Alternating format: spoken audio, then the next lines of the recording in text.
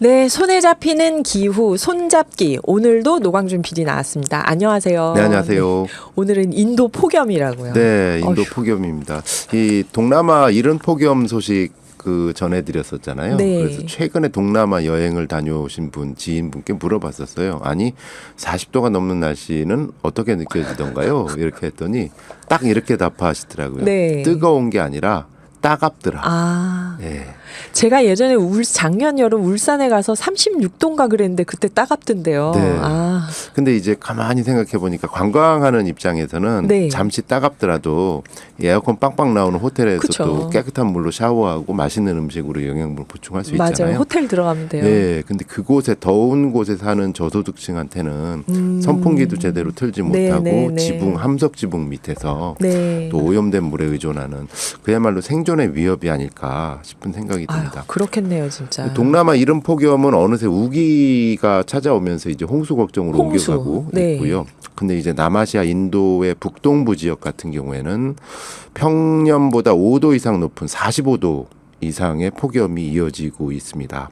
그래서 가디언에 따르면 인도에서 가장 인구가 많은 지역 두 곳에서 18일 기준 최소 96명이 사망한 것으로 전해지고 있습니다. 아니, 지금 40도가 아니라 45도잖아요. 예. 아이고. 45도이고 이제 사망자 대부분이 60세 이상의 고령층으로 알려졌습니다. 그렇겠죠. 그래서 이런 인터뷰가 나옵니다. 한 폭염으로 아버지를 잃은 한 주민의 말. 이런 일은 일어난 적이 없다. 이렇게 많은 사람들이 더위 때문에 죽는 거를 내가 내 평생 본 적이 없다. 네네. 이런 말을 하고 있습니다. 현장에서는 온열 질환으로 고열, 구토, 설사, 호흡 곤란을 호소하는 환자들이 늘어나면서 병상을 추가로 늘리고 또 의료진 휴가도 취소시키는 등의 조처를 취하고 있습니다. 아유, 이거 정말 비상사태네요. 네. 근데 한 가지 또 의혹도 사망 의혹과 관련해서 여러 가지 의혹이 좀 제기가 되고 있는데요. 의혹까지요? 예, 가디언주에 따르면은 특히 이제 우타르 프라데시주의 희생자 대부분이 네. 한 지역에서 발생했다 그래요. 한 45분 정도가 돌아가셨는데 발리어라는 지역에서 딴 곳도 다 폭염인데 여기만. 이 지역에서만 왜 대량으로 사망자가 발생했을까? 근데 네. 현지 의료 전문가가 이렇게 말합니다. 딴 곳도 유사한 사망자를 토하고 있지 않기 때문에 폭염이 직접적인 사망은 아니다. 대부분 가슴 통증이었는데 폭염을 영향받은 사람한테 첫 번째 증상이 가슴 통증은 아니다. 아, 그럼 이건 폭염 때문이 아니고? 오염된 물이 사망의 원인일 수 있다. 아이고. 예. 그래서 이제 인도 같은 경우 14억 인구잖아요, 지금. 네네. 그런데 이제 폭염 기간에는 최소 수천만 명이 상수도 부족으로 심각한 물 부족에 시달리는 것으로 알려져 있습니다. 폭염이 오면 또 물 부족이 오는군요. 네. 그래서 기후 위기가 단순히 온열 질환 이것이 아니라 물 부족 또는 물의 오염 이렇게 2차, 3차 또 다른 피해를 낳을 수 있다라는 거를 알려주고 있는 것 같습니다. 네. 45도라니. 네. 아이고. 그래서 이런 그럼 인도는 이걸 속수무책 계속 이렇게 있을 리가 없을 텐데. 그런 부분도 있는데 한쪽에서는 또 이제 홍수 사이클론 오고 있거든요.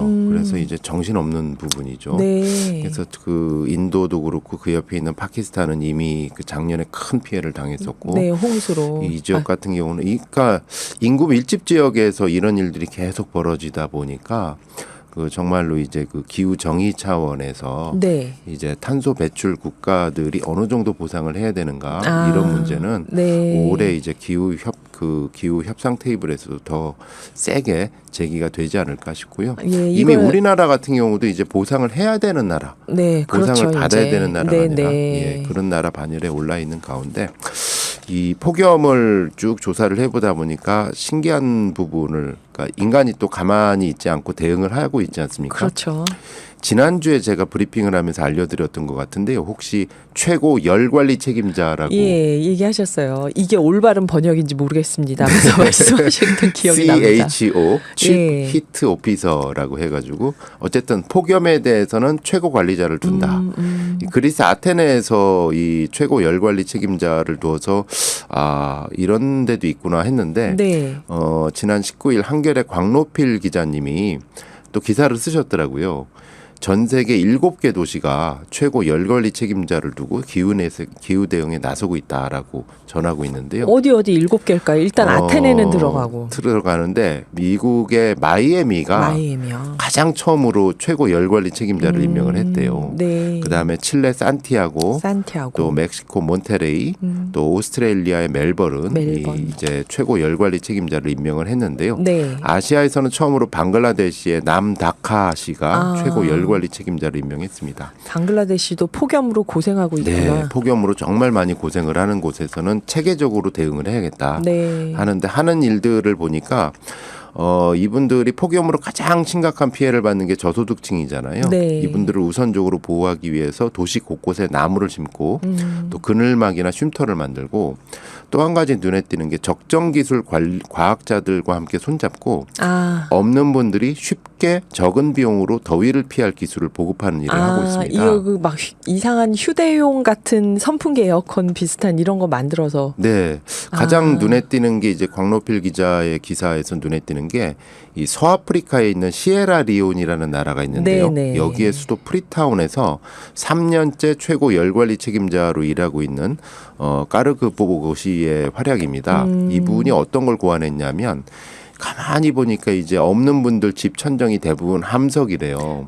네, 그렇겠네요. 이게 이제 낮에 열을 흡수하는데 거의 밤에는 히터처럼 그렇죠. 계속 열을 뿜는다는 거죠. 그래서 잠을 못 자는데 미국의 비영리 단체하고 손을 잡고 적정 기술을 도입합니다. 이 지붕에 반사판 필름을 덮는 거죠, 지붕을. 그래서 실내 온도를 낮추는 새로운 실험을 하고 있는데요. 이 필름은 재활용 페트병과 알루미늄을 이용해서 개발했다 그래요. 그래서 냉각 효과를 검증할 곳을 찾고 있던 중에 잘 됐다. 우리 빈민촌에서 한번 실험합시다. 이래가지고 했는데 결과가 좋았답니다. 실험 결과는 보통 흰색 페인트를 칠한 집 천정에서 3도 정도가 실내 온도가 내려갔는데 네. 이 반사판을 덮은 집은 실내 온도가 6도가 떨어졌다고 합니다. 할만하네요, 그러면. 네, 그래서 이제 빈민촌 주민들한테 만족도 조사를 했더니 이구 동성으로 밤에 편안하게 잠을 잘 수 있었다.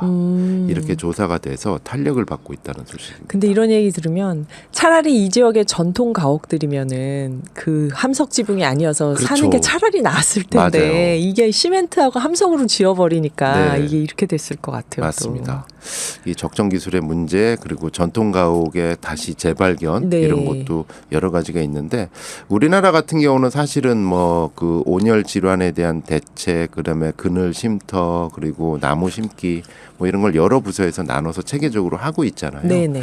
근데 이제 폭염이 길어지고 또 홍수도 찾아오고 이런 기후 재앙들이 특히 없는 분들한테 크게 영향을 끼치고 있는 시대이기 때문에 비록 우리나라에서 뭐 최고 열 책임자 뭐 이렇게 선임하진 않더라도 네. 관련 부처 공직자들이 그에 준하는 존경과 또 권한을 받으면서 마음껏 또 적정 기술자들과 함께 능력을 발휘할 수 있었으면 좋겠다 하는 생각을 해봤습니다. 저는 말씀 들으면서 우리 기후 학교에 나오는 기후 정의 맨날 말씀해 주시는 네. 박재용 선생님, 또 적정 기술의 강신호 선생님 이분들 강의가 떠올랐는데요. 네. 다 연결돼서 뭔가 대책을 마련하는데 조금씩 도움이 됐으면 좋겠네요. 그렇습니다. 네. 그리고 시민들의 역할도 중요하지만 결국은 또 공직사회에서 이거를 귀찮은 일이 아니라 네. 꼭 해야 되는데 내 부서에서 내가 할 수 있는 일을 해서 혁신을 할 수 있는 것도 저는 기후위기에 있어서 엄청나게 큰 도움이 되지 않을까 싶은 생각 들으면서